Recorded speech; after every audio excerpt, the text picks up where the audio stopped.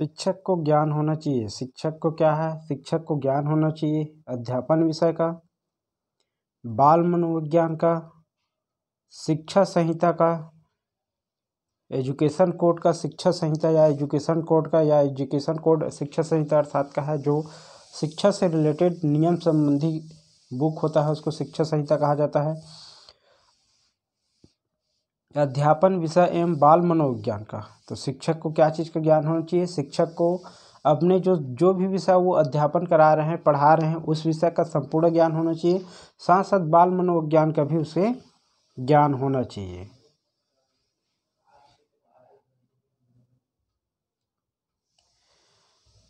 शिक्षक एवं विद्यार्थी के मध्य संबंध होना चाहिए। शिक्षक और विद्यार्थी के मध्य कैसा संबंध होना चाहिए? तो स्नेह का, विश्वास का, सम्मान का, और चौथा ऑप्शन है डी।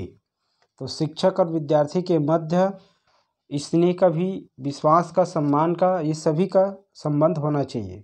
एक शिक्षक को विद्यार्थी से मित्र की तरह व्यवहार करना चाहिए। विकास के संदर्भ में निम्नलिखित में कौन सा कथन सत्य नहीं है? याद रखना, विकास के संदर्भ में कौन सा कथन सत्य नहीं है?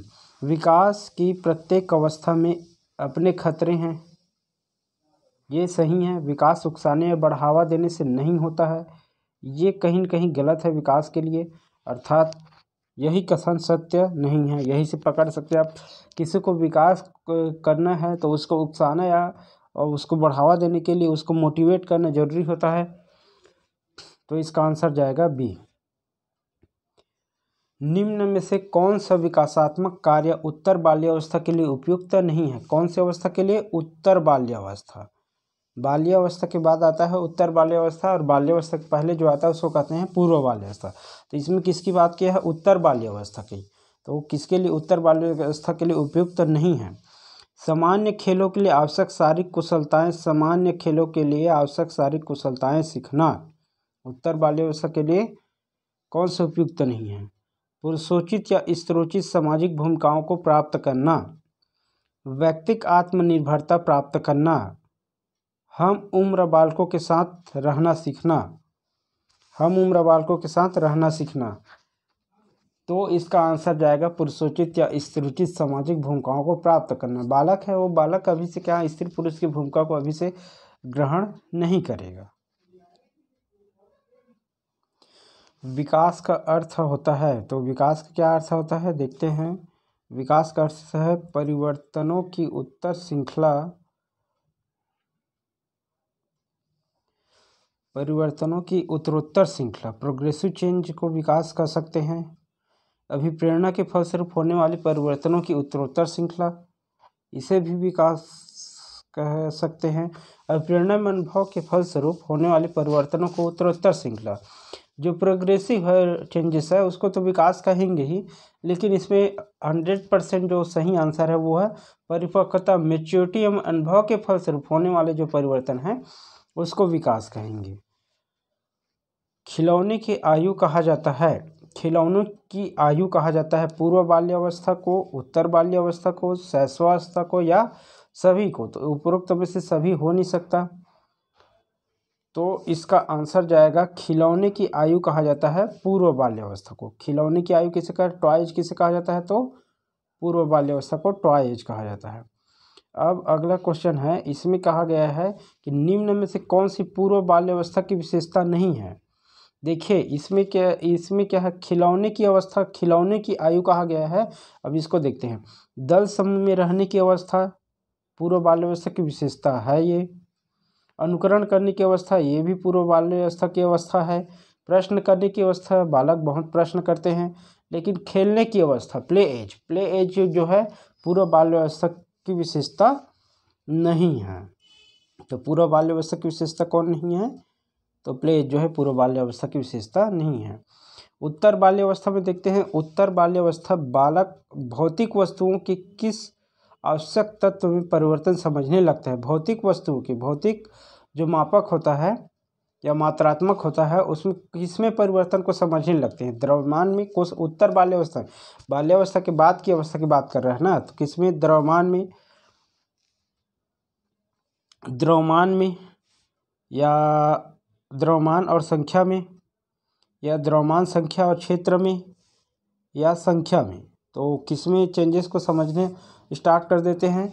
तो उत्तर बाल्यावस्था के बालक जो है वो द्रव्यमान संख्या और क्षेत्र सभी में परिवर्तन को समझना स्टार्ट कर देते हैं। मानव विकास की किन दो योगदान का परिणाम, मानव का विकास जो है, मानव का विकास किन दो का परिणाम है। तो किसके योगदान से मानव का विकास होता है। तो ए ऑप्शन है अभिभावक एवं अध्यापक से।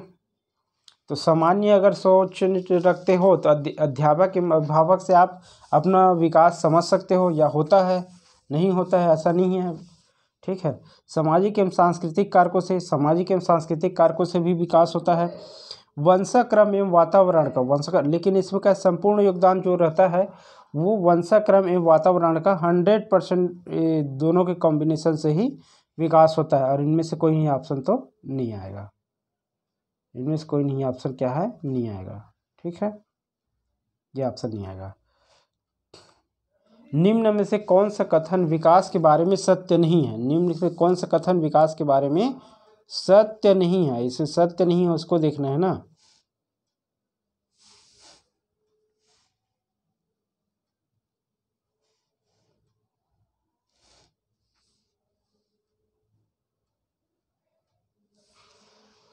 कौन सा कथन विकास के बारे में सत्य नहीं है। विकास अंतःक्रिया का फल है, विकास अंतःक्रिया का फल है।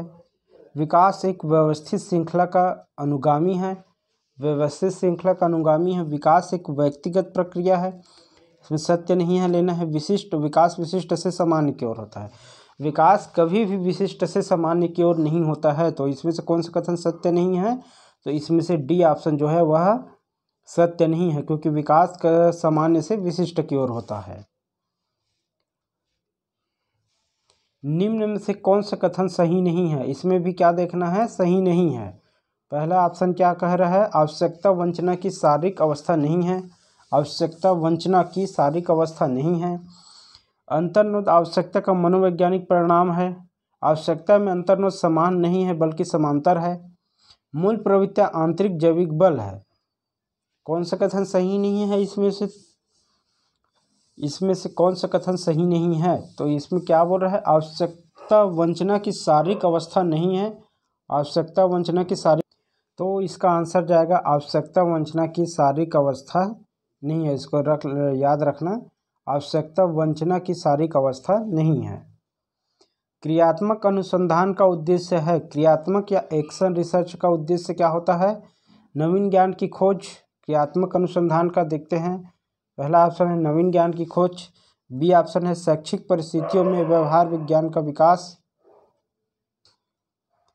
विद्यालय, नवीन ज्ञान की खोज, क्रियात्मक अनुसंधान, एक्शन रिसर्च का उद्देश्य है।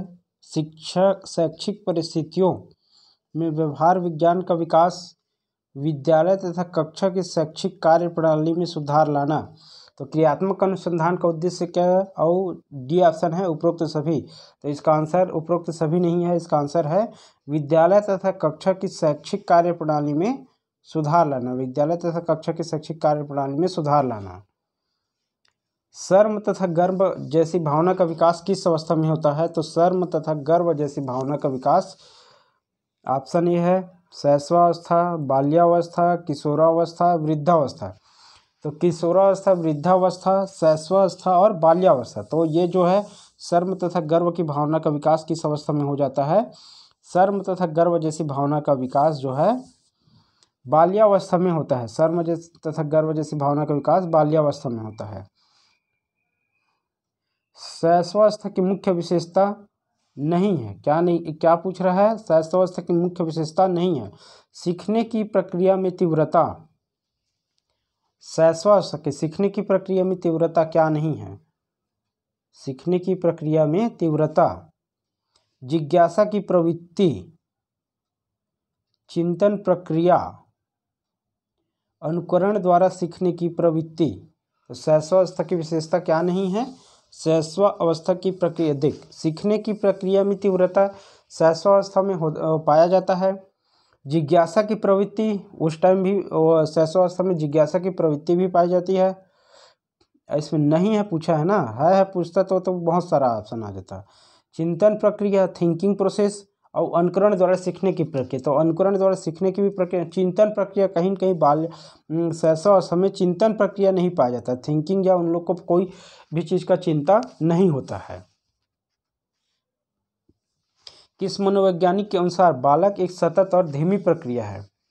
विकास एक सतत और धीमी प्रक्रिया है। किस वैज्ञानिक के अनुसार? सतत और धीमी प्रक्रिया है, निरंतर प्रक्रिया है, तो विकास का विशेषता है। तो किस वैज्ञानिक के अनुसार देखते हैं सतत और धीमी प्रक्रिया, क्या पूछा है इसमें? सतत और धीमी प्रक्रिया।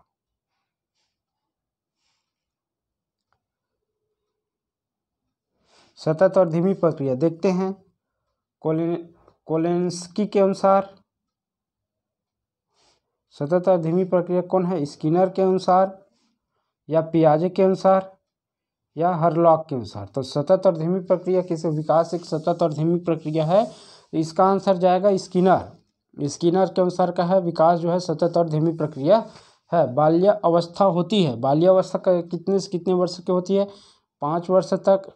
बाल्य अवस्था 5 वर्ष तक, 21 वर्ष तक, या 12 वर्ष तक। तो बाल्य अवस्था कितने कौन सी अवस्था तक होता है? तो बाल्य अवस्था या इनमें से कोई नहीं भी ऑप्शन दिया हुआ है। तो बाल्य अवस्था जो है याद रखना ये 12 वर्ष तक होता है। बाल्य अवस्था कितने वर्ष तक होता है? 12 वर्ष तक होता है। विकास एवं वृद्धि का तात्पर्य है, विकास में वृद्धि का तात्पर्य, विकास में वृद्धि का तात्पर्य, विकास में क्या देखना है आपको? वृद्धि देखना है। विकास में वृद्धि, ज्ञान में वृद्धि, वजन में वृद्धि, संवेग में वृद्धि, आकार, सोच, समझ या कौशल में वृद्धि। तो इसका आंसर जाएगा, देखिए आकार, सोच, समझ एवं कौशल में वृद्धि को विकास में वृद्धि का तात्पर्य मानना। अगर वृद्धि बस पूछा रहता तो वजन में वृद्धि लगाते, लेकिन यहाँ पर क्या है? विकास में वृद्धि पूछा है, विकास में वृद्धि पूछा है, इसलिए इसका आंसर क्या जाएगा? आकार, सोच, समझ एवं कौशल में वृद्धि।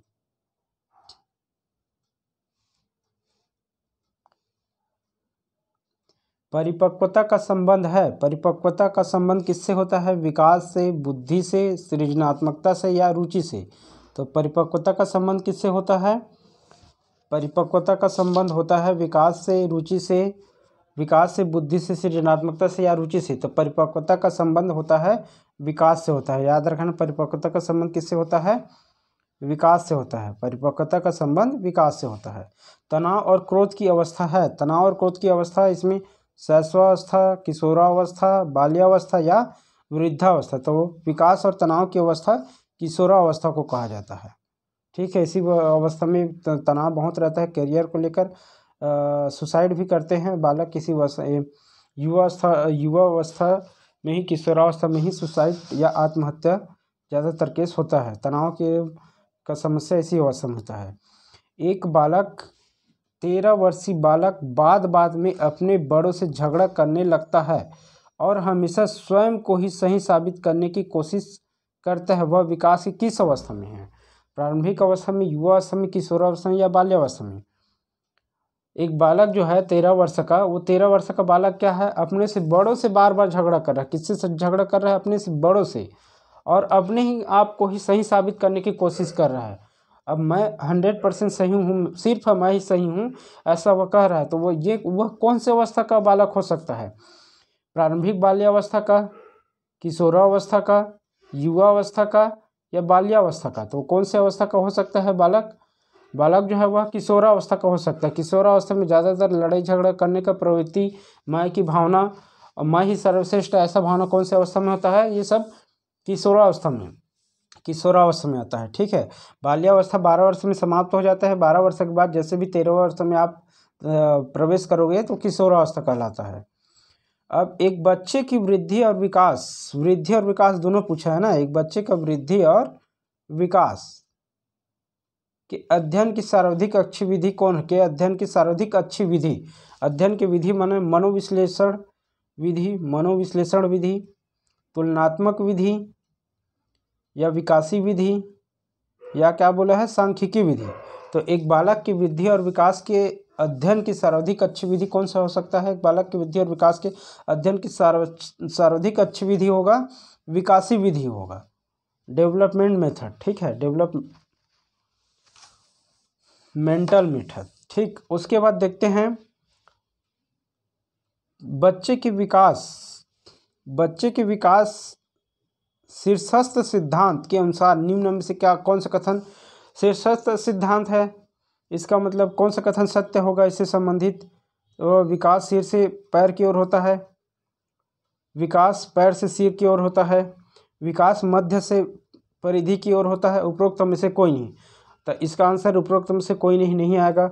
विकास मध्य से परिधि की ओर होता है, ये भी नहीं आएगा। विकास पैर से शीर्ष की ओर होता है, ये भी नहीं आएगा। तो इसका आंसर कौन सा जाएगा। इसका आंसर जाएगा विकास जो है सिर से पैर की ओर होता है। किसके अनुसार। शीर्षस्थ सिद्धांत के अनुसार। सिद्धांत को भी देख लेना ना, उसके अनुसार बताया गया है। अब आगे देखते हैं विकास के परिप्रेक्ष्य में समय के साथ होने वाली परिवर्तन के निम्न में क्या शामिल है। रूप, अनुक्रम, दर या ये सभी। ये बोलना क्या चाह रहा है कि विकास के परिप्रेक्ष्य में या विकास के रूप में या विकास के धारणा में या विकास के आधार पे, ठीक है, विकास के आधार में समय के साथ होने वाली परिवर्तन को क्या कहा जाता है। सीधी सी बात, अगर विकास के आधार पर समय के साथ किसी में चेंजेस हो रहा है तो उसे क्या कहेंगे। तो समय के साथ चेंजेस हो रहा है तो उसके किस में चेंजेस होगा, क्या शामिल होगा। जो समय के साथ चेंजेस होता है उसके रूप में परिवर्तन हो जाएगा, उसके अनुक्रम या सीक्वेंस में ऊपर नीचे सीक्वेंस हो जाएगा या सीक्वेंस चेंज हो जाएगा, दर में उसका रेट जो है वो चेंज हो जाएगा। तो उपरोक्त सभी, इसका आंसर क्या जाएगा। विकास के परिप्रेक्ष्य में समय के साथ होने वाले परिवर्तन में सभी शामिल है। क्या शामिल है। तो सभी शामिल है, उसका दर भी शामिल है, रूप भी शामिल है और अनुक्रम भी शामिल है। बालक गर्भ में बालक को विकसित होने के लिए कितने दिन लगते हैं। गर्भ में बालक के विकसित होने के लिए कितने दिन लगते हैं। 150 दिन, 150 दिन, 280 दिन, 390 दिन या 460 दिन। तो गर्भकाल कितने दिन का होता है। 280 दिन का होता है। बालक को गर्भ में विकास करने के लिए 280 दिन की आवश्यकता पड़ती है। ठीक है। नवजात शिशु का वजन होता है 6 पाउंड, 7 पाउंड, 8 पाउंड, 9 पाउंड। तो इसका आंसर क्या जाएगा। नवजात शिशु का वजन 7 पाउंड होता है, याद रखना। निम्नलिखित में से कौन सा विकास का सिद्धांत नहीं है। विकास का सिद्धांत नहीं है बोला है ना, याद रखना। विकास लंबवत न होकर वृत्ताकार होता है, विकास क्रमबद्ध होता है, विकास निरंतर होता है, विकास मशीनी प्रक्रिया है। तो विकास का सिद्धांत कौन सा नहीं है। निम्न में से कौन विकास का सिद्धांत नहीं है। विकास मशीनी प्रक्रिया है, यह विकास का सिद्धांत नहीं है। ठीक है। देख, विकास क्या है। लंबवत न होकर वृत्ताकार होता है, विकास क्रमबद्ध होता है, विकास निरंतर होता है। और यह लंबवत न होकर वृत्ताकार होता है। विकास एक लीनियर नहीं होता है। देखिए, विकास का जो ग्राफ होता है ना, वो लंबवत नहीं होता, याद रखना। लंबवत नहीं होता। लंबवत का अर्थात ऐसे, विकास जो है ऐसे कभी नहीं होता। विकास या तो ऐसे होगा, विकास ऐसे होता है, ठीक है, या तो ठीक। उसके बाद देखते हैं वृद्धि को प्रभावित करने वाले कारक। वृद्धि को प्रभावित करने वाले कारक है पर्यावरण तो प्रभावित करेगा, स्वास्थ्य भी प्रभावित करेगा, आहार भी प्रभावित करेगा। तो इसका आंसर क्या जा रहा है। विकास को प्रभावित करने वाले कारक ये सभी हैं। बाल एवं शिक्षण। उसके बाद है विकास शुरू होता है। तो विकास कौन से अवस्था में शुरू होता है, यह देखते हैं हम। विकास शुरू होता है उत्तर बाल्यावस्था में, प्रसव पूर्वावस्था में, शैशवावस्था में या पूर्व बाल्यावस्था में। तो विकास कहाँ से शुरू होता है। विकास जो हमारा प्रारंभ हो जाता है कहीं न कहीं हमारा शैशवावस्था या प्रसव पूर्ण अवस्था से ही प्रारंभ हो जाता है। प्रसव पूर्ण मतलब जहाँ हम गर्भ में पलना स्टार्ट करते हैं, हमारा विकास वहीं से शुरू हो जाता है। संकल्पनाओं की व्यवस्थित प्रस्तुति विकास के निम्नलिखित किन सिद्धांतों के साथ साथ संबंधित हो सकती है। विकास के परिणाम स्वरूप वृद्धि होती है। विकास के परिणाम स्वरूप वृद्धि होती है। देख, संकल्पनाओं की व्यवस्थित प्रस्तुति विकास के निम्नलिखित किन सिद्धांतों के साथ संबंधित हो सकती है।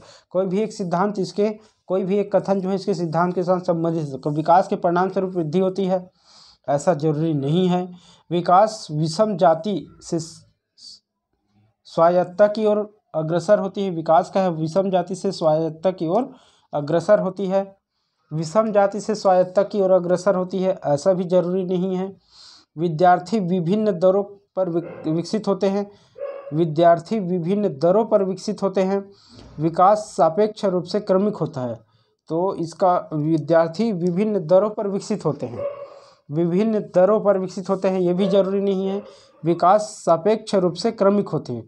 तो इसका आंसर क्या आ जाएगा? विकास जो है सापेक्ष रूप से क्रमिक होते हैं। निम्नलिखित में से कौन सा विकास का सिद्धांत नहीं है? निम्नलिखित में से कौन सा का है विकास का सिद्धांत नहीं है? निम्नलिखित से कौन सा विकास का सिद्धांत? विकास किसी की सभी प्रक्रियाएं अंतर संबंधित नहीं है। विकास की सभी प्रक्रियाएं अंतर संबंधित है, विकास का सिद्धांत है। सभी का विकास दर समान नहीं होता है, ये बात सही है। विकास हमेशा रेखीय होता है, लीनियर 100% रेखीय नहीं होता है, अभी हम पढ़े हैं। यह निरंतर चलने वाली प्रक्रिया नहीं है, ये भी गलत है, ये गलत हो गया, ये गलत हो गया। विकास की दर समान नहीं होता है, ये बात सही है। विकास सभी प्रक्रियाओं का अंतर संबंध होता है, तो सभी प्रक्रियाओं का अंतर संबंधित होता है, ये जरूरी नहीं है। तो इसका आंसर क्या जाएगा? इसका आंसर जाएगा बी कि विकास दर समान नहीं होते। सभी व्यक्तियों में विकास का जो दर है वो एक समान नहीं होता है। नर्सरी कक्षा से शुरुआत करने के लिए कौन सी विषय वस्तु सबसे अच्छी है? मेरा परिवार, मेरा पड़ोसी, मेरा परिवार, मेरा पड़ोसी, मेरा प्रिय मित्र या मेरा विद्यालय। तो नर्सरी कक्षा में शुरुआत करने के लिए कौन सा सही है? तो नर्सरी कक्षा में शुरुआत करने के लिए सबसे पहले मेरा परिवार इसीलिए सही होगा। क्या सही होगा? तो मेरा परिवार। ठीक है, उसके बाद देखते हैं माँ बाप के साथ से माँ बाप के साये से बाहर निकल अपने साथी बालकों की संगत को पसंद करना संबंधित है। किशोरावस्था में, पूर्व किशोरावस्था में, उत्तर बाल्यावस्था में, किशोरावस्था में, पूर्व किशोरावस्था में, उत्तर बाल्यावस्था में या शैशवावस्था में। क्या बोल रहे हैं? माँ बाप के साये से बाहर निकल अपने साथीगण जो है उन साथियों के साथ रहना पसंद कौन से अवस्था में करते हैं? तो ये क्या है? पूर्व किशोरावस्था में। पूर्व किशोर में जैसे ही हम बाल्यावस्था समाप्त होता है उसके बाद हम जैसे किशोरावस्था में पहुंचते हैं, तो किशोरावस्था में हमारा सबसे पहले प्राथमिकता क्या होता है कि हम अपने दोस्तों को पहले प्राथमिकता देते हैं और अपने दोस्तों के साथ घूमना फिरना, उनके साथ रहना पसंद करते हैं। विकास का सही संबंध परिपक्वता से है जो उद्दीपन का खाली स्थान है। तो विकास का सही संबंध परिपक्वता से है जो उद्दीपन के खाली स्थान है। परिवर्तन, प्रयास, प्रतिक्रिया या परिणाम। उद्दीपन का यह क्या हो सकता है? उद्दीपन का ये हो सकता है प्रतिक्रिया। विकास का सही संबंध किससे है? परिपक्वता से है जो उद्दीपन का प्रतिक्रिया है ना, परिणाम नहीं है। याद रखना, उद्दीपन का क्या है? ये प्रतिक्रिया है। निम्न में से कौन सा कथन बच्चों के विकास में परिवेश की भूमिका का समर्थन करता है? निम्न में से कौन सा कथन बच्चे के विकास की परिवेश की भूमिका का समर्थन? कुछ विद्यार्थी सूचनाओं का जल्द प्रकरण करते हैं जबकि उनकी कक्षा के अन्य विद्यार्थी ऐसा नहीं कर पाते। पिछली कुछ शताब्दियों में बुद्धि लब्धांक परीक्षा में शिक्षार्थियों की औसत प्रदर्शन में लगातार वृद्धि हुई है। एक समान जुड़ाव बच्चे जिनका लालन पालन भिन्न घरों में हुआ है उनकी बुद्धि लब्धि 0.75 के समान है। या शारीरिक रूप से स्वस्थ बच्चे अक्सर नैतिक रूप से अच्छे पाए जाते हैं। क्या बोल रहा है? निम्नलिखित में कौन सा कथन बच्चे के विकास के परिवेश की भूमिका का समर्थन करता है? निम्नलिखित में कौन सा कथन, ऐसा कौन सा कथन है जो बच्चे के विकास में परिवेश की भूमिका का समर्थन करता है? किसका समर्थन करता है? तो परिवेश की भूमिका का। तो इसको देखते हैं कौन समर्थन करता है। पहला क्या बोल रहा है? कुछ शिक्षार्थी सूचनाओं का जल्दी प्रकरण करते हैं जबकि उनकी कक्षा में कि अन्य विद्यार्थी ऐसा नहीं कर पाते। दूसरा क्या है? बी ऑप्शन है। पिछली कुछ शताब्दियों से बुद्धि लब्धांक परीक्षा में क्या है? शिक्षार्थियों की औसत प्रदर्शन में लगातार वृद्धि हुई है। एक समान जुड़वा बच्चे जिनका लालन पालन घरों में हुआ है उनकी बुद्धि लब्धांक 0.75 होती है। शारीरिक रूप से स्वस्थ बच्चे अक्सर नैतिक रूप से अच्छे पाए जाते हैं। ऐसा कोई जरूरी नहीं है, ये भी जरूरी नहीं है और ये भी जरूरी नहीं है। तो इसका आंसर क्या आ जाएगा? पिछली कुछ शताब्दियों में बच्चे पिछली कुछ शताब्दियों में बच्चों के बुद्धि लब्धांक परीक्षा में शिक्षार्थियों के औसत प्रदर्शन में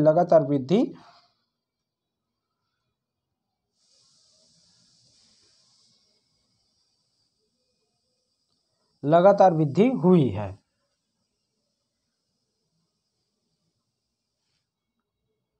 विकास के किस काल को अत्यधिक दबाव और तनाव का काल कहा जाता है? किशोरावस्था को, मध्यावस्था को, प्रौढ़ावस्था को या वृद्धावस्था को?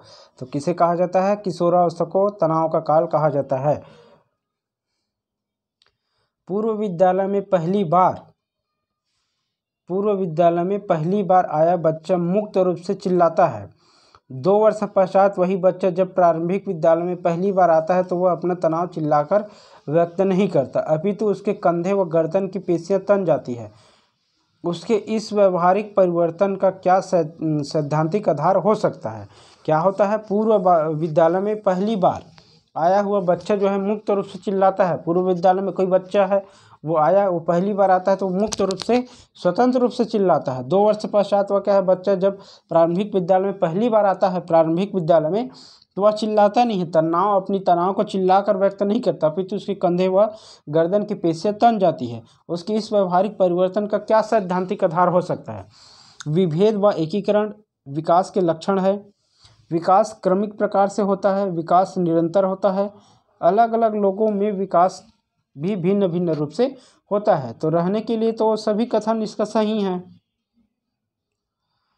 तो लेकिन इसका आंसर क्या जाएगा? विभेद व एकीकरण विकास के लक्षण है। विभेद व एकीकरण, विभेद भी है और एकीकरण है। देखिए, विभेद किसको कहेंगे और एकीकरण किसको कहेंगे? विभेद कहने का मतलब ये है कि सभी बालक का जो विकास का दर होता है वो क्या होता है? अलग अलग होता है। सभी बालक में विकास का दर अलग अलग होता है। सभी बालक में विकास का दर अलग अलग होता है। और एकीकरण अर्थात हमारे शरीर में बहुत सारे अंग होते हैं और ये सभी अंग मिलकर का एक कार्य को करते हैं, इसलिए ये क्या हो गया? एकीकरण हो गया। शिक्षण का विकासात्मक परिप्रेक्ष्य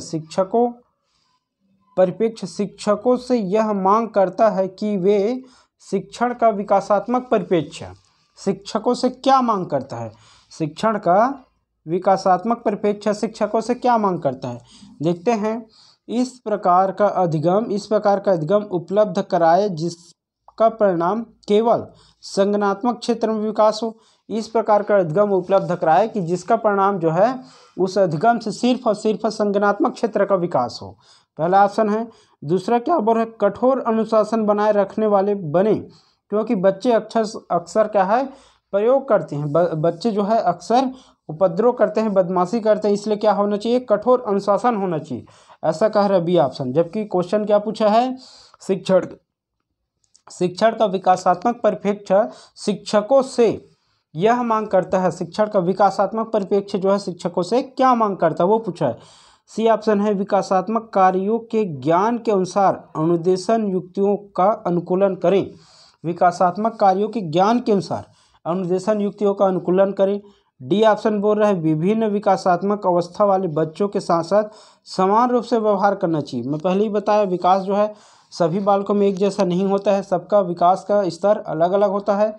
तो इसका आंसर देखिए, विकासात्मक कारकों के ज्ञान के अनुसार अनुदेशन युक्तियों का अनुकूलन करें। ये क्या है? परिणाम केवल संज्ञानात्मक क्षेत्र के विकास में हो। शिक्षक विकासात्मक परिप्रेक्ष्य शिक्षकों को से यह मांग करता है कि शिक्षकों से क्या मांग करता है? शिक्षकों से यह मांग करता है कि विकासात्मक कारकों के ज्ञान के अनुसार अनुदेशन युक्तियों का अनुकूलन करें।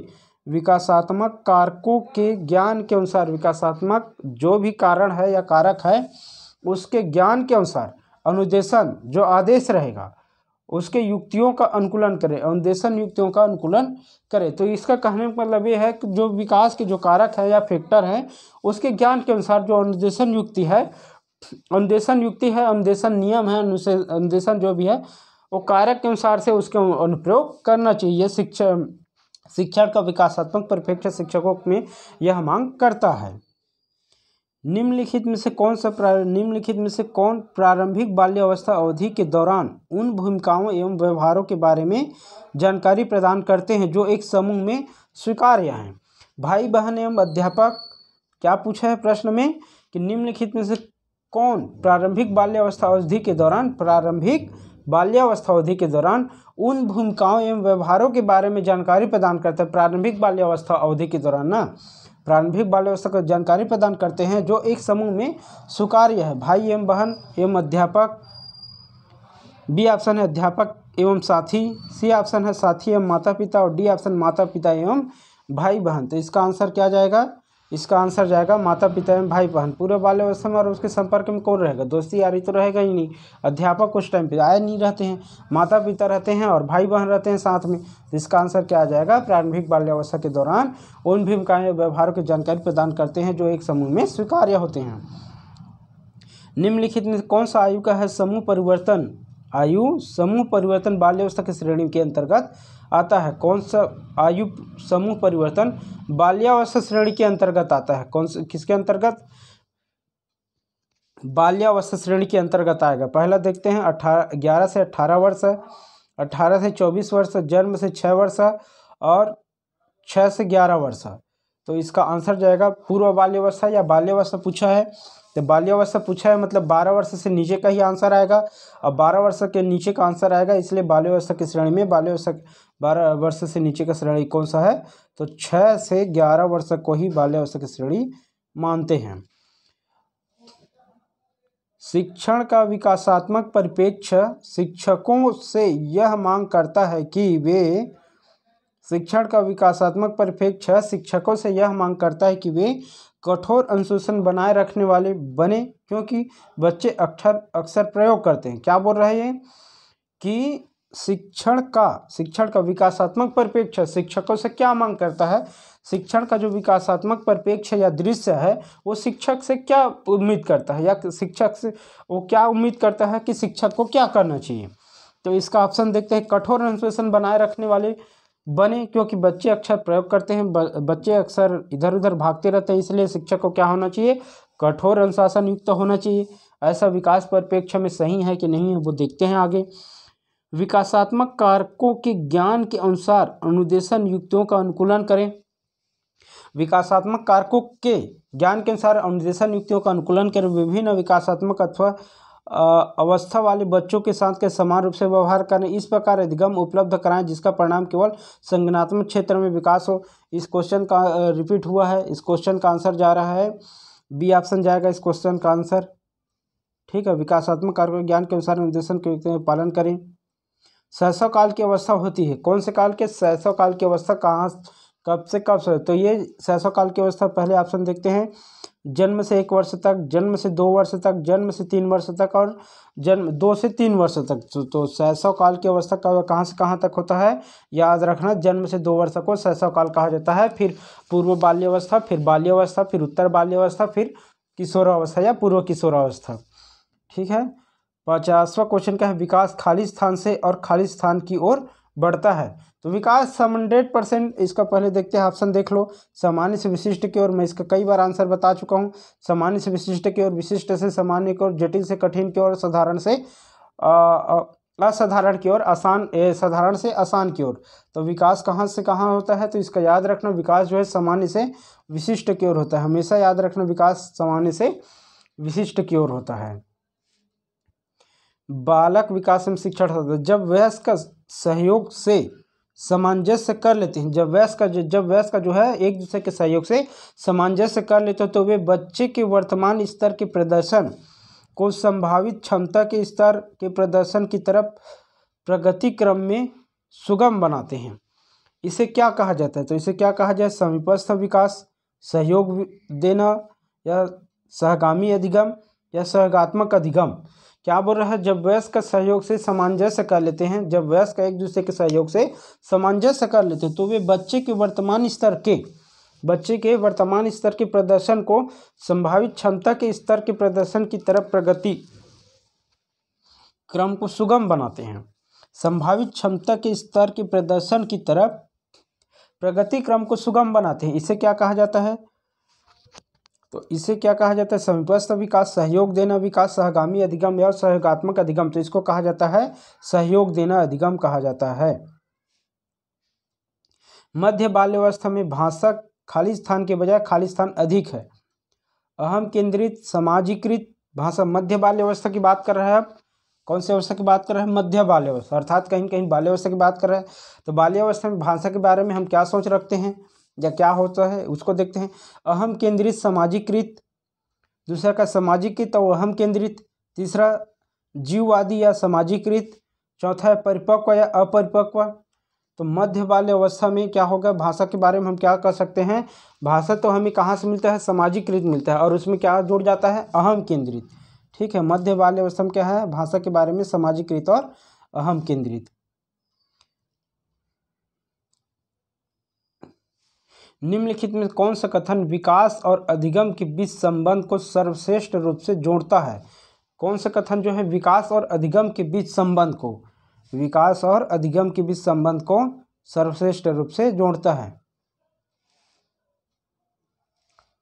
विकास और अधिगम के बीच संबंध को कहा है सर्वश्रेष्ठ रूप से जोड़ता है। अधिगम विकास के पीछे रहता है, अधिगम विकास के पीछे रहता है, या अधिगम और विकास समानार्थक है, परिभाषिक शब्द है। अधिगम और विकास एक जटिल तरीके से अंतर संबंधित होते हैं। अधिगम और विकास की बात कर रहे हैं ना। और क्या है? विकास अधिगम से स्वतंत्र होता है, या डी ऑप्शन है, विकास अधिगम से स्वतंत्र होता है। देखिए कौन सा कथन विकास और अधिगम के बीच संबंध को सर्वश्रेष्ठ रूप से जोड़ता है, अर्थात क्या है? विकास और अधिगम के बीच जो संबंध है उसको कौन परिभाषित करता है, ऐसा इसका कहना है। अधिगम विकास के पीछे रहता है, ये तो नहीं हो सकता। अधिगम और विकास एक दूसरे के साथ साथ चल सकते हैं, या अधिगम के बाद विकास हो सकता है, ऐसा हो सकता है। अधिगम और विकास समानार्थक हो सकते हैं। अधिगम और विकास एक जटिल तरीके से अंतर संबंधित होते हैं, एकदम जटिल तरीके से भी अंतर संबंधित नहीं होते हैं। विकास अधिगम से स्वतंत्र होता है, ऐसा भी नहीं कर सकते, ये एक दूसरे के पूरक होते हैं। अर्थात इसका आंसर जाएगा कि विकास अधिगम और विकास समानार्थक परिभाषित शब्द हैं। विकास और अधिगम क्या है? जो एक दूसरे के समानार्थक परिभाषित शब्द हैं। इनमें से कौन सा एक सिद्धांत विकास का एक सिद्धांत नहीं है? इनमें से कौन सा विकास का एक सिद्धांत नहीं है? विकास केवल संस्कृति से शासित और निर्धारित होता है। विकास केवल संस्कृति से शासित और निर्धारित होता है। विकास केवल संस्कृति से शासित और निर्धारित होता है, ऐसा नहीं कह सकते। विकास जीवन पर्यंत होता है, ये 100% सही है। विकास वंशानुक्रम और पर्यावरण दोनों का परिणाम होता है, ये भी सही है। विकास संशोधन योग्य है, ये भी सही है। तो इसमें से कौन सा सिद्धांत विकास का नहीं है? तो इसका ऑप्शन जाएगा ए ऑप्शन जाएगा, जो विकास केवल संस्कृति से शासित होता है, यह जरूरी नहीं है। निम्न में से एक प्राथमिक स्तर के शिक्षक के लिए सबसे महत्वपूर्ण गुण है? प्राथमिक स्तर के शिक्षक के लिए सबसे महत्वपूर्ण गुण कौन सा है? शिक्षण विधियों में सक्षमता में विषय का ज्ञान, सक्षमता और विषय का ज्ञान। शिक्षण विधियों में सक्षमता, शिक्षण विधियों में सक्षमता और विषय का ज्ञान, ये जरूरी है। उच्च मानक भाषा में पढ़ाने की क्षमता, ये जरूरी नहीं है। पढ़ाने की उत्सुकता, ये भी जरूरी नहीं है। धैर्य और लगन, तो इसका आंसर जाएगा इसमें धैर्य और लगन। इसमें क्या होना चाहिए? प्राथमिक स्तर के बालकों में प्राथमिक स्तर के शिक्षकों में धैर्य और लगन की भावना होनी चाहिए। निम्नलिखित में से कौन सा विकास का सिद्धांत नहीं है? कौन सा क्या है? विकास का सिद्धांत नहीं है। देखते हैं, यह निरंतर चलने वाली प्रक्रिया नहीं है। विकास का सिद्धांत है बोला है, ये तो बिल्कुल नहीं हो सकता, क्योंकि विकास तो निरंतर चलता है।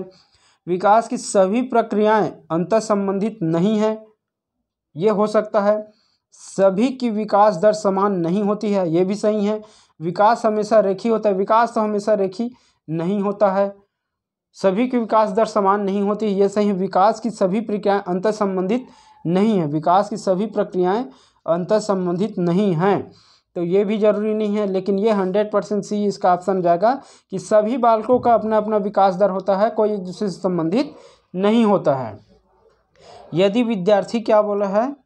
यदि विद्यार्थी पाठ में रुचि न ले प्रतीत हो तो शिक्षक को चाहिए कि वह शिक्षण विधि बदल दे। यदि विद्यार्थी जो है पाठ में रुचि नहीं ले रहे हैं तो हमको क्या करना चाहिए? शिक्षण विधि बदल देना चाहिए। श्रव्य दृश्य श्रव्य सामग्री के प्रयोग में लाकर पाठ को रुचिकर बनाना चाहिए। कक्षा से चला जाए, ऐसा तो हो नहीं सकता। कक्षा में कोई अन्य कार्य प्रारंभ कर दे, ये भी जरूरी नहीं है। अगर कोई बच्चा है, बालक है, वह इंटरेस्ट नहीं ले रहा है तो हमें शिक्षक को क्या करना चाहिए? शिक्षण विधि को बदल देना चाहिए। हमें क्या है, अपने शिक्षण के पढ़ाने के तरीका को बदल देना चाहिए। बच्चे के विकास के सिद्धांत को समझना शिक्षक की सहायता करता है। बच्चे के विकास के सिद्धांत को अगर आप समझ रहे हो तो शिक्षक की यह क्या सहायता करता है, शिक्षार्थियों की विभिन्न अधिगम शैलियों को प्रभावी रूप से संबोधित करने में, शिक्षार्थियों के सामाजिक स्तर को पहचानने में। ये तो इसका आंसर जाएगा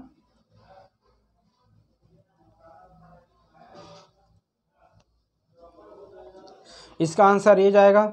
ये क्या बोल रहा है, बच्चे के विकास के सिद्धांत को समझना शिक्षक की सहायता करता है। बच्चे के अगर विकास के सिद्धांत को आप समझ गए तो शिक्षक का क्या सहायता कर गए, तो शिक्षार्थियों की भिन्न अधिगम शैलियों को प्रभावी रूप से संबोधित करने में शिक्षक की सहायता होगा। निम्न में से कौन सा कथन बालक विकास के सिद्धांत के बारे में गलत है? कौन सा कथन क्या है, बालक विकास के सिद्धांत के बारे में क्या पूछा है, गलत है। सही कथन नहीं पूछा है ना, गलत है ये पूछा है। पहला क्या बोला है, विकास एक निश्चित और पूर्व अनुमानित प्रारूप से होता है। हाँ सही है, विकास को हम पहले से अनुमानित कर सकते हैं, ये ऑप्शन सही है। विकास अनुवांशिक और वातावरण का उत्पाद है, परिणाम है, ये भी 100% सही है। सभी व्यक्ति उनके विकास में समान होता है, ये जरूरी नहीं है सभी व्यक्ति में विकास समान हो। विकास समाकलन के सिद्धांत पर कार्य करता है, ये भी सही है। तो इसका आंसर जाएगा सी। विकास जो है सभी व्यक्ति में एक समान हो, यह जरूरी नहीं है। बार बार मैं इस बात को बता रहा हूँ, गांठ बांध के याद रख लो कि विकास जो है सभी व्यक्तियों में, विकास का दर सभी व्यक्तियों में एक समान नहीं होता है। चालक विकास की दर में व्यक्तिगत विशेषताएं होती है, फिर भी चालक विकास का क्रम खाली स्थान से खाली स्थान तक होता है, शीर्ष से अधोगामी होता है। चालक विकास की दर में व्यक्तिगत विविधताएं होती है। चालक विकास की दर में क्या होता है, व्यक्तिगत विविधताएं होती है, सही बात है। फिर भी चालक विकास का क्रम खाली स्थान से खाली स्थान तक, शीर्ष से अधोगामी होता है, अधोगामी से शीर्षगामी होता है।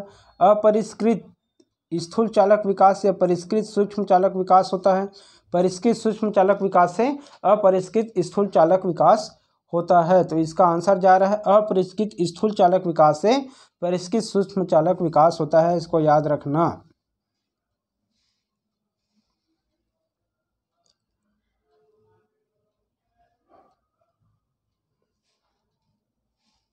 वह अवधि जो वयस्कता के संक्रमण की पहल करती है, वह अवधि जो वयस्कता के संक्रमण की पहल करती है, उसे क्या कहते हैं? जो वयस्कता के संक्रमण की पहल करती है, किसकी पहल करती है? तो वयस्कता के संक्रमण की पहल करती है, उसे क्या कहते हैं? किशोरावस्था, मध्य बाल्यावस्था, पूर्व क्रियात्मक अवधि या बाल्यावस्था की समाप्ति। वयस्क के संक्रमण की पहल करता है, वयस्कावस्था के, सीधी बात, वयस्कावस्था के संक्रमण की पहल करता है। तो वयस्कावस्था कहाँ से आएगा? युवावस्था के बाद ही तो वयस्कावस्था आएगा ना। तो इसको क्या कहेंगे हम? किशोरावस्था के संक्रमण का अवधि कहना चाहिए। 100% सही है। सोचने का लॉजिक जो लगाने का जो डायरेक्शन है ना, उसको सही कर लो तो आप आंसर लिखा सकते हो। यहाँ पर खुद बोला है, क्या 2 शब्द बोला है, क्या याद रखना। पहला क्या बोला है? वयस्कता। दूसरा क्या शब्द है? संक्रमण। तो वयस्कता अवस्था है तो कहाँ से संक्रमण, किसके बीच में वो जुड़ाव रहेगा? तो कहीं न कहीं किशोरावस्था के बीच में जुड़ाव रहेगा, इसलिए इसका आंसर क्या जाएगा? किशोरावस्था जाएगा।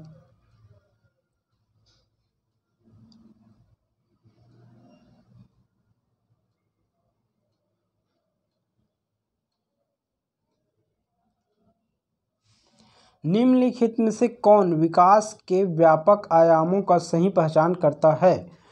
विकास के व्यापक आयामों का सही पहचान करता है। शारीरिक, संज्ञानात्मक, सामाजिक, संवेगात्मक या संवेगात्मक, बौद्धिक, आध्यात्मिक। या सी ऑप्शन है शारीरिक, वैयक्तिक, आध्यात्मिक, संवेगात्मक या सामाजिक, शारीरिक, वैयक्तिक एवं स्व। तो क्या बोल रहा है? विकास के व्यापक आयामों का सही पहचान करता है, मतलब सही क्रम को बताना है आपको। तो इसमें सही के विकास का सही क्रम क्या होता है, याद रखना। पहले शारीरिक, संवेगात्मक, सामाजिक, फिर शारीरिक, संज्ञानात्मक, फिर सामाजिक, फिर संवेगात्मक। इसको याद रखना, very very most important question, ये हमेशा पूछा ही जाता है। सबसे पहले क्या आएगा? शारीरिक, संज्ञानात्मक, सामाजिक, एक बार फिर देख लेते हैं। सबसे पहले क्या आएगा? सबसे पहले शारीरिक आएगा, फिर क्या आएगा? संज्ञानात्मक आएगा, फिर क्या आएगा? सामाजिक आएगा, फिर क्या आएगा? संवेगात्मक आएगा। ये क्या है? विकास के आयाम। ये क्या है? विकास के आयाम। ठीक है, ये वेरी मोस्ट इंपॉर्टेंट क्वेश्चन है, इसको याद रखना,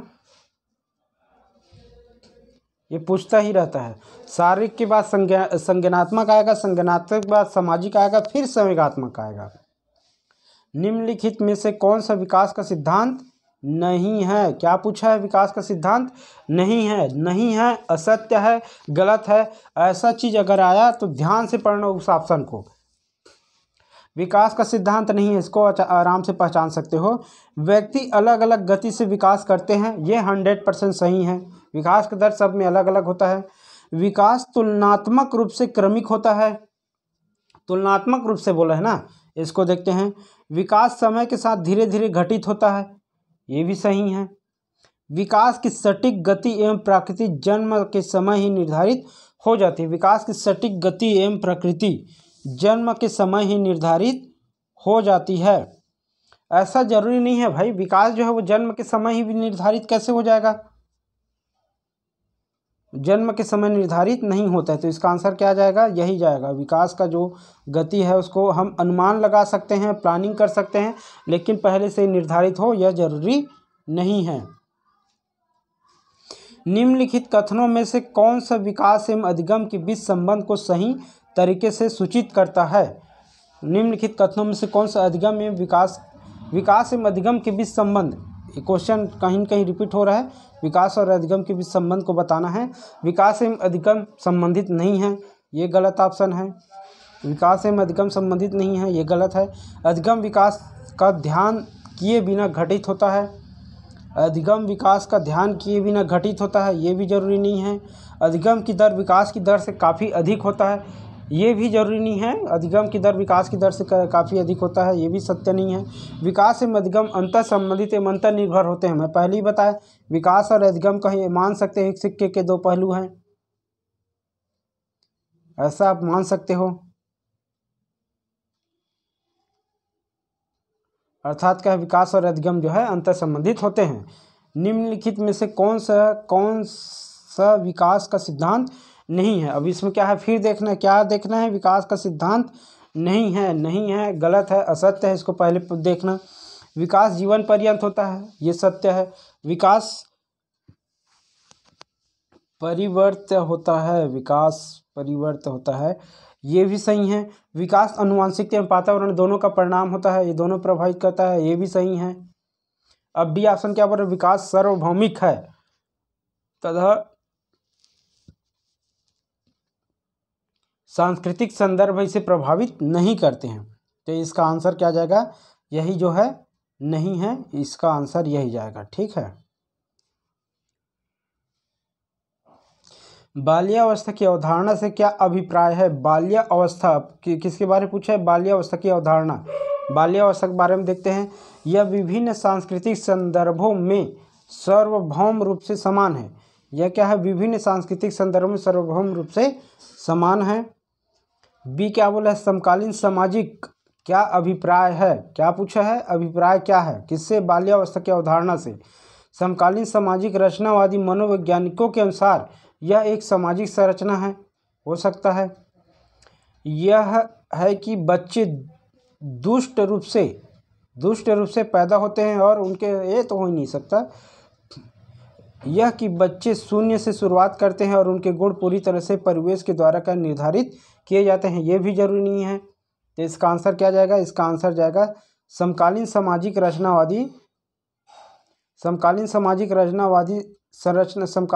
रचनावादी मनोवैज्ञानिकी के अनुसार यह एक सामाजिक संरचना है। निम्नलिखित में कौन सी मध्य बाल्यावस्था है? तो कौन सा मध्य बाल्यावस्था? मध्य बाल्यावस्था अर्थात बाल्यावस्था की बात कर रहा है, तो इसका मतलब क्या है? शारीरिक वृद्धि एवं विकास बहुत तेज गति से होता है। बाल्यावस्था में तो होता ही है। अमूर्त रूप से सोचने तथा वैज्ञानिक तर्क का प्रयोग करने की घटना विकसित हो जाती है, ये नहीं होता है बाल्यावस्था में। बच्चे तार्किक एवं मूर्त रूप से सोचना प्रारंभ कर देते हैं, ये भी नहीं होता है। अच्छा, इसका आंसर जाएगा अधिगम मुख्य रूप से इसका पूछकर अधिगम रूप मुख्य रूप से संवेदी चालक गतिविधियों द्वारा घटित होता है। विशेषता है कौन सा मध्य बाल्यावस्था की विशेषता है बोले तो मध्य बाल्य की विशेषता क्या है, बच्चे तार्किक मूर्त रूप से ना, अमूर्त रूप से अगर कहता है तो ये नहीं होता है। बालक अमूर्त चिंतन करना नहीं जानता है, लेकिन मूर्त रूप से जो वस्तु उसको दिखाई दे रहा है उसके हिसाब से वो तार्किक रूप से कुछ सोच सकता है, वह प्रारंभ कर देता है। तो कौन सा मध्य बाल्यावस्था की विशेषता क्या है कि बच्चे तार्किक रूप से मूर्त रूप से सोचना प्रारंभ करते हैं। दूसरा इंपॉर्टेंट वर्ड है मूर्त और अमूर्त, इसको याद रखना। अमूर्त रूप से बालक नहीं सीख सकते, लेकिन मूर्त रूप से बालक सोचते हैं, समझते हैं और सीखते हैं। विकास की किस अवस्था को कोल तथा ब्रूस ने किसने संवेगात्मक विकास का अनोखा काल कहा है? कोल तथा ब्रूस ने कहा विकास की किस अवस्था को कोल तथा ब्रूस ने संवेगात्मक विकास का अनोखा काल कहा है? बाल्यावस्था को, शैशवावस्था को, किशोरावस्था को या प्रौढ़ावस्था को? संवेगात्मक विकास का अनोखा काल, संवेगात्मक विकास का अनोखा काल किसे कहा है? बाल्यावस्था, शैशवावस्था या किशोरावस्था? तो याद रखना संवेगात्मक विकास का अनोखा काल, अनोखा काल, अनोखा शब्द जुड़ा हुआ है ना, इसको याद रखना। अनोखा काल किसे कहा जाता है? संवेगात्मक विकास को भी। तो किस में होता है? तो बाल्यावस्था में होता है। कक्षा में छात्रों को प्रश्न पूछने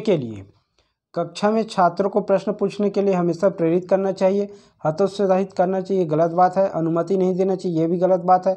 रोक देना चाहिए, ये भी गलत बात है। तो इसका आंसर क्या आ जाएगा कि हमेशा प्रेरित करते रहना चाहिए। विकास कभी न समाप्त होने वाली प्रक्रिया है, यह कथन किसका है?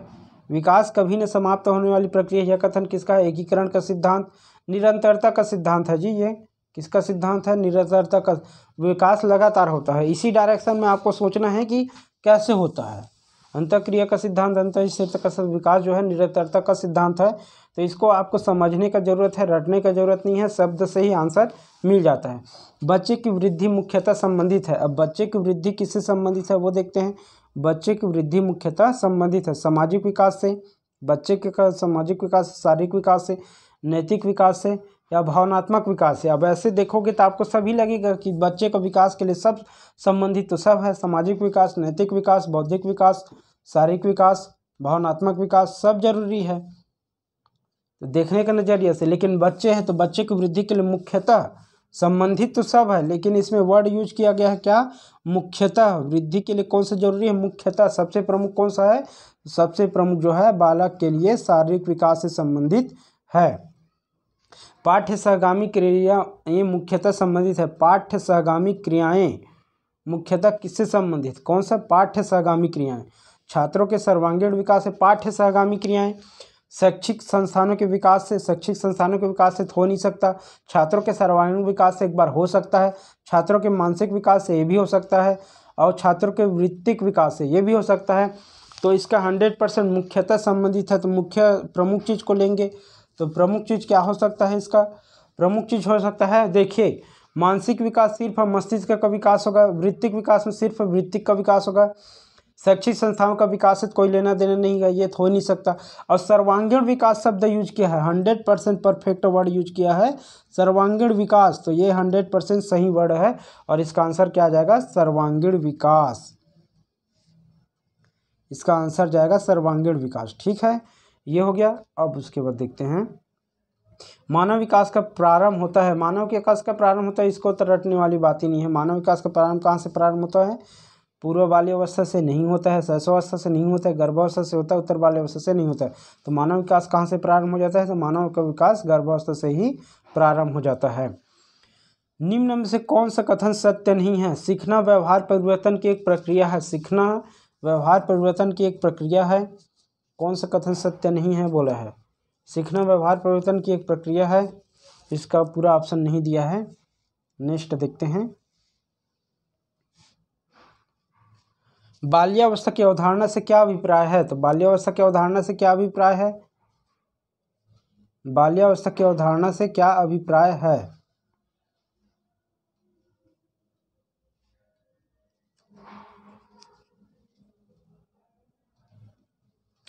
यह विभिन्न सांस्कृतिक संदर्भों के सार्वभौम रूप से के समान है। समकालीन सामाजिक रचनावादी मनोवैज्ञानिकी के अनुसार यह सामाजिक रचना है। यह है कि बच्चे दुष्ट रूप से एक दूसरे पैदा, ये तो हो नहीं सकता। या बच्चे के शून्य से शुरुआत करते, ये भी नहीं हो सकता। तो इसका आंसर क्या जाएगा? इसका आंसर जा रहा है आपका बी। ठीक है, समकालीन वाला आंसर जाएगा इसका।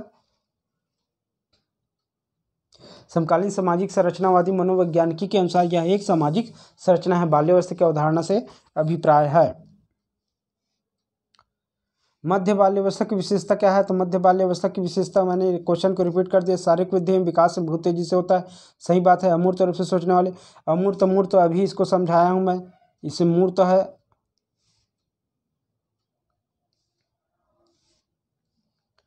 इसे मूर्त शब्द का उपयोग किया है, इसमें अमूर्त शब्द का प्रयोग किया है। तो याद रखना, अमूर्त शब्द वाला गलत है, ये भी गलत है, ये मूर्त शब्द वाला याद है। बालक के लिए हमेशा मूर्त शब्द का उपयोग करना, क्योंकि इसका तार्किक जो भी चिंतन होगा वो मूर्त रूप से ही होगा। विकास की किस अवस्था में, किस अवस्था को कॉल ब्रुश ने संवेगात्मक विकास का अवस्था क्या है? संवेगात्मक विकास का काल कहा है। संवेगात्मक विकास का काल किस अवस्था को कहा है कोल तथा ब्रुश ने? तो संवेगात्मक विकास का काल किस अवस्था का है? बाल्यावस्था को। संवेगात्मक विकास का अनोखा काल कहा है, तो संवेगात्मक विकास का अनोखा काल किस अवस्था को कहा है? तो बाल्यावस्था को कहा है। कक्षा में छात्रों को प्रश्न पूछने के लिए हमेशा प्रोत्साहित करना चाहिए। कक्षा में बालकों को प्रश्न पूछने के लिए क्या करना चाहिए? हमेशा प्रोत्साहित करना चाहिए,